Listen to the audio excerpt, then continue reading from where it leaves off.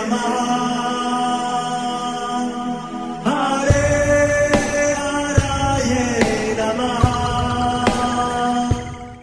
हरे कृष्णा। आज हम भगवत गीता अध्याय 13 श्लोक नंबर 24 सीखेंगे। चलिए शुरू करते हैं। य एवं वेत्ति पुरुषं प्रकृतिं च गुणे सह सर्वथा वर्तमानोऽपि न स भूयो अभिजायते। अब हम इसे धीरे धीरे बोलकर समझते हैं। य एवं वेत्ति पुरुषं प्रकृतिं च गुणैः सह सर्वथा वर्तमानोऽपि न स भूयो अभिजायते। अब हम इसे फिर से गाते हैं। य एवं वेत्ति पुरुषं प्रकृतिं च गुणैः सह सर्वथा वर्तमानोऽपि न स भूयो अभिजायते। अब हम समझते हैं भगवान श्री कृष्ण इस श्लोक में हमें क्या बता रहे हैं। जो व्यक्ति प्रकृति, जीव तथा प्रकृति के गुणों की अंतक्रिया से संबंधित इस विचारधारा को समझ लेता है, उसे मुक्ति की प्राप्ति सुनिश्चित है। उसकी वर्तमान स्थिति चाहे जैसी हो, यहाँ पर उसका पुनर्जन्म नहीं होगा। हरे कृष्णा। चलिए अब हम महाप्रेम प्रभु जी से इस श्लोक के बारे में और अच्छे से समझते हैं। हरे कृष्णा जी। इस श्लोक के माध्यम से भगवान श्री कृष्ण बता रहे हैं कि जो हमने बताया ज्ञान, ज्ञेय, क्षेत्र, क्षेत्रज्ञ, इन सब का जो हम लोग ज्ञान प्राप्त करते हैं, आत्मा का, परमात्मा का, प्रकृति का, कि आत्मा क्या है, परमात्मा कौन है, यह शरीर किसके अंतर्गत आता है। अगर यह चीज हम अच्छे से समझ लेते हैं तो हम इस संसार के बंधनों से मुक्त हो सकते हैं। मतलब इतना भारी ज्ञान है ये, जो हमें संसार के बंधनों से मुक्त कर सकता है। अब कई लोग बोलते हैं, अरे जी हमने तो सब समझ लिया है, पर फिर भी हमें तो नहीं लगता कि हमारी मुक्ति हो सकती है। तो समझना, जानना, इनमें बहुत गहराई है। भगवान श्री कृष्ण जो एक शब्द का प्रयोग करते हैं, वेत्ति, वेत्ति मतलब बहुत अच्छे से समझना। जैसे कोई व्यक्ति है कि भाई मेरे को कार चलाना सीखना है, तो कार चलाना सीखना है तो जाता है ट्रेनर के पास। ट्रेनर बताता है देखो ये है गियर, ये है ब्रेक, ये है एक्सेलेरेटर, ये स्टीयरिंग है, ये मिरर में ऐसे देखना है, इस बटन से वाइपर चलता है, सब बातें बता दिया। समझ में आ गया? हाँ जी समझ में आ गया, चलो ये गाड़ी चलाओ। गाड़ी चलाने लगता है तो कभी गियर आगे जा रहा है, कभी ब्रेक लग रहा है, कभी एक्सीलरेटर बढ़ रहा है, कभी सामने नहीं देख रहे, सामने देखते तो पीछे नहीं दिख रहा, पीछे देखे साइड में देखे, कहाँ देखे, कभी कोई बटन दब रहा है, कभी कोई बटन दब रहा है। मतलब उसने जान तो लिया है पर समझा नहीं है। मतलब जब तक हम ये सारे ज्ञान को अपने जीवन में नहीं उतारेंगे तब तक हमको समझ में नहीं आएगा। भगवान श्री कृष्ण बहुत सिंपल तरीके से बताते हैं। चौथे अध्याय के 9वें श्लोक में वहां पर भगवान श्री कृष्ण बोलते हैं, जन्म कर्म च में दिव्यम एवं यो वेति तत्वतः। देखो यहां भी वेति शब्द का प्रयोग किया। त्यक्त्वा देहम पुनर्जन्म न इति माम इति सो अर्जुन। जो भगवान श्री कृष्ण के जन्म और उनकी जो क्रियाएं हैं, जो कर्म है, उसको हम समझ लेते हैं तो हमें संसार के बंधनों से मुक्त हो सकते हैं। इतना अद्भुत ज्ञान है, पर हमें कब लाभ मिलेगा? जब हम इसको अपने जीवन में उतारेंगे। जैसे कोई व्यक्ति कहता है चलो जी मुझे खाना बनाना सीखना है, तो अपनी वाइफ से पूछता है जी खाना कैसे बनाते हैं, तो वाइफ बताती है पहले ये मसाला लो, हींग डालो, ऐसा करो और फिर उसके बाद में चावल डाल दो, ये आपकी खिचड़ी तैयार हो जाएगी। अब वो बनाने लगता है तो पहले ही जैसे ही थोड़ा तेल डालता है तो गैस ज्यादा गर्म होती है, मसाला जल जाता है और समझ में नहीं आता। अरे समझाओ तो सब कुछ है पर अनुभव नहीं है। तो ऐसा ही है ये हमारा ज्ञान, अध्यात्म ज्ञान, जो बाहर से सबको लगता है कि हमको तो बहुत अच्छे से आता है, भगवान कृष्ण कौन है, ये शरीर कौन है, मैं कौन है, सब पता है, पर जब काम पड़ता है तो कोई चीज याद नहीं आती। तो इसके लिए क्या करना है? तो भगवान बोलते हैं अभ्यास योग का पालन करना है। हर रोज हमें नियम से अभ्यास करना है, नहीं तो भगवान ने बोला कि काम, क्रोध और लोभ ये 3 नरक के द्वार है। समझ लिया है, पर पता नहीं कैसे अचानक ही क्रोध आ जाता है, लोभ के आवेश में आके गलत काम कर जाते हैं। क्यों? क्योंकि पता सब है पर अभ्यास नहीं किया है, और इसलिए हम जानते हुए भी गलती कर जाते हैं। तो इसके लिए क्या आवश्यक है? हमें पहले समझना है और उसके बाद में उसको जीवन में उतारना है। हर रोज थोड़ा थोड़ा जब अभ्यास करेंगे तो हम उस ज्ञान को अपने जीवन में ला पाएंगे। एक बहुत सुंदर कथा देखने को मिलती है। बहुत सारे पक्षी जो होते हैं, बर्ड्स, वो जाते हैं एक ऋषि के पास, साधु के पास, और साधु महाराज से बोलते हैं, साधु महाराज आप हमें कुछ ज्ञान दीजिए। तो साधु महाराज बोलते हैं कि मैं ज्ञान दे रहा हूं, सावधानी से सुनना और उसके अनुसार जीवन में बदलाव लेके आना। केवल सुनने से काम नहीं चलेगा। तो सारे पक्षी बोलते हैं ठीक है, आप बताइए। तो साधु बोलता है कि शिकारी आएगा, जाल बिछाएगा, जाल में दाना डालेगा और तुमको दाना नहीं खाना है। समझ में आ गया? सब के सब पक्षी बोलते हैं हाँ जी समझ में आ गया। क्या समझ में आया? शिकारी आएगा, जाल बिछाएगा, दाना डालेगा, दाना नहीं खाना है।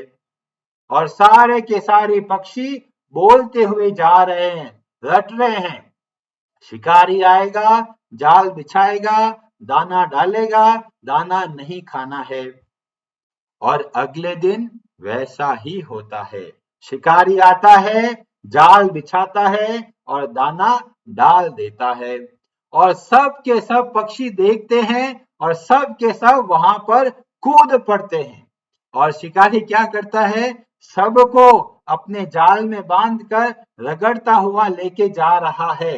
और सारे पक्षी अभी भी यही बोल रहे हैं। क्या बोल रहे हैं? शिकारी आएगा, जाल बिछाएगा, दाना डालेगा और दाना नहीं खाना है। पर क्या सिचुएशन है? वो बेचारे सब के सब जाल में फंस चुके हैं। तो इस कथा से हमें ये समझ में आता है, केवल रटने से हमारे जीवन में बदलाव नहीं आएगा। हमको अच्छे से समझना है और समझ कर फिर अपने जीवन में परिवर्तन लेके आना है। तो जैसे हमें शास्त्र बताता है कि अगर हमें भगवान श्री कृष्ण की भक्ति के लिए आगे बढ़ना है तो कैसे आरंभ करें? तो श्री चैतन्य महाप्रभु हमें बताते हैं, ये चैतन्य चरितामृत की मध्य लीला में बहुत सुंदर वर्णन आता है। भक्ति में आगे बढ़ने के 9 चरण है, 9 स्टेप है, और एक एक करके हमको हर रोज प्रयास करना है आगे बढ़ने का। और पहला बताया गया श्रद्धा। श्रद्धा का मतलब एक भरोसा होना, विश्वास होना कि जो कुछ बताया गया है भगवान के द्वारा, भगवान के भक्तों के द्वारा, वो मेरे लिए बहुत लाभदायक है और वो परम सत्य है। जब इस श्रद्धा से, इस विश्वास से और इस भरोसे से आप आगे बढ़ोगे तो अगला चरण, अगला स्टेप आता है जिसको बोलते हैं साधु संग। साधु संग का मतलब जो भक्त होते हैं उनसे पूछना कि मैं ऐसे ऐसे कार्य करते हैं और कैसे हम बदलाव लेके आए, किस तरह से भक्ति करें, और जैसे भक्त लोग हमें सिखाते हैं उसके अनुसार थोड़ा थोड़ा बदलाव लेके आना।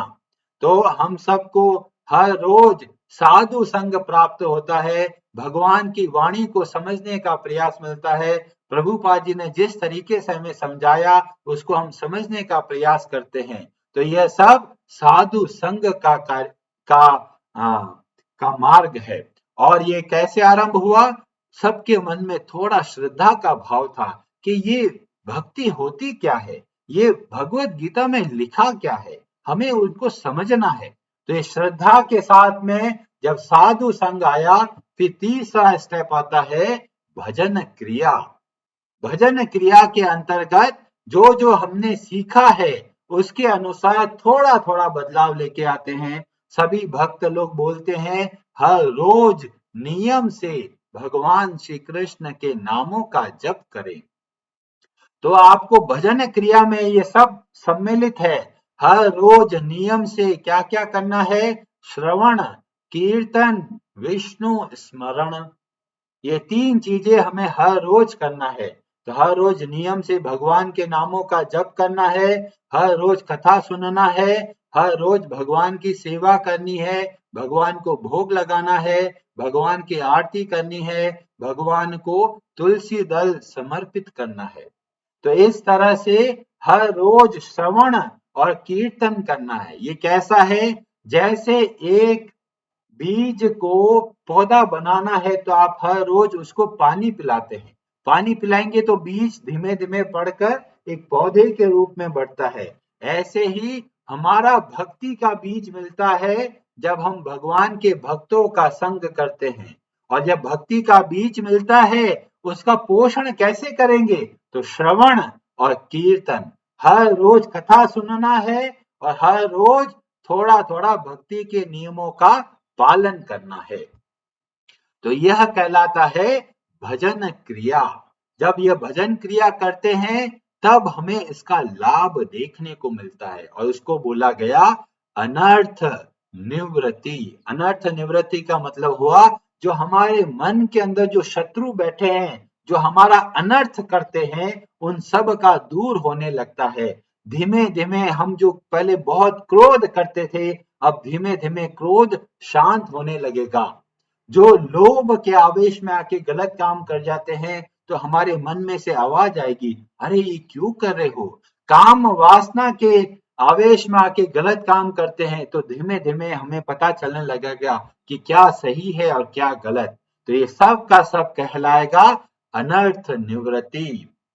यहां पर आने के बाद में हमें लगेगा अरे ये तो काम करता है। अगर भजन क्रिया नहीं करोगे तो हमें भक्ति का लाभ नहीं देखने को मिलेगा। इसीलिए बहुत सारी माताएं हैं, बहुत सारी सासू माँ है जो कथा तो बहुत सुनती है पर अपने जीवन में परिवर्तन नहीं लाती। जब परिवर्तन नहीं लाती तो वास्तव में भक्ति का अनुभव होता ही नहीं। सुबह से शाम बस कथा सुन रहे हैं, कथा सुन रहे हैं।